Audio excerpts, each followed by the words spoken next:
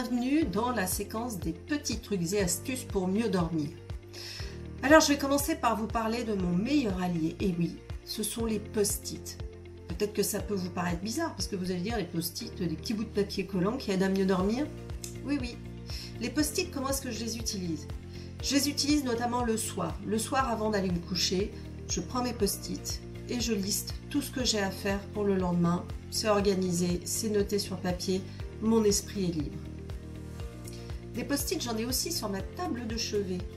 Et oui, parce que même quand je suis couchée, il peut m'arriver occasionnellement de me dire « Zut, j'ai oublié, il faut absolument que je pense demain à faire quelque chose. » Les « il faut », vous savez à quel point ils tournent en rond dans notre tête tant qu'on ne les a pas notés ou tant qu'on ne les a pas réalisés.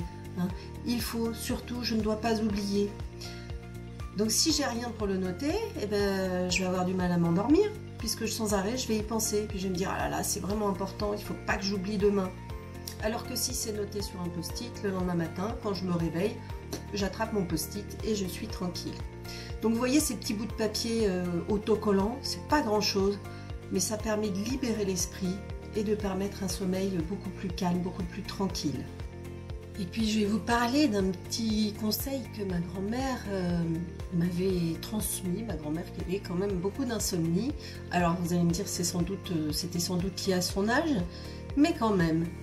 Ma grand-mère elle m'avait dit, si tu veux bien dormir le soir, tu te prends un bon bain, un bain tiède, pas un bain trop chaud, avec un petit peu de sel dedans. Tout ça parce que ça nous rappelle le liquide amniotique et que ça va nous replonger dans un rôle de bébé bien blotti dans le ventre de sa mère. Alors ce bon bain, eh bien, on le prend 1 heure après le dîner pour avoir le temps de digérer un petit peu. Et puis après, on prend le temps de se détendre un peu avant d'aller se coucher. Un autre petit truc, c'est la lavande. La lavande que l'on met sous l'oreiller. Et oui, parce que la lavande a des vertus apaisantes, reposantes. Elle favoriserait le sommeil. Alors, je vais vous lire une petite étude qui a été faite aux États-Unis, comme beaucoup d'études. L'inhalation de lavande ralentirait les ondes cérébrales. À la faculté de médecine de l'université de Miami, 3 minutes d'aromathérapie à lavande ont suffi pour induire chez 40 adultes une augmentation des ondes bêta, un indice de somnolence. Et les sujets se disaient beaucoup plus détendus. Donc, vous voyez que la lavande va induire un effet relaxant et vous aider à vous préparer au sommeil. Et puis il y a les tisanes. Alors les tisanes, il y a plein de tisanes qui permettent de se détendre. Hein, la verveine, le tilleul, avec un petit peu de miel. Évitez la menthe qui est quand même un excitant. Non, mais prendre une tisane, ça vous permet aussi de vous détendre, de vous apaiser. Alors évidemment, vous allez me dire, bah oui, mais après la nuit, je me lève et puis j'ai envie de faire pipi. Bon, c'est un inconvénient, mais si vous prenez la tisane à peu près 1 heure avant d'aller vous coucher, en théorie, eh bien, vous allez être tranquille. Et puis, je voulais vous partager un truc anti-insomnie préconisé par une aromathérapeute. Donc, elle propose de vous frictionner le corps vers 17 h et à nouveau au moment du coucher avec 20 gouttes de néroli, une huile essentielle, hein, 20 gouttes de néroli diluées dans de l'huile d'amande douce par exemple ou de l'huile de germe de blé. Donc vous frictionnez bien le corps et puis elle vous propose aussi de vous préparer une boisson chaude à base d'eau, de miel à consommer avant le dîner et au moment du coucher.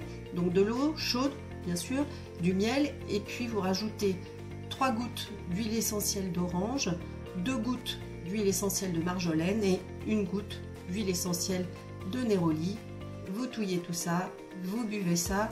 Alors, on l'a vu un petit peu avant le coucher, hein, parce que sinon après se pose le problème d'aller aux toilettes. Mais en tout cas, elle dit qu'avec cette boisson, cette petite boisson magique, au bout de quelques jours, vous retrouvez un sommeil beaucoup plus régulier et beaucoup plus profond.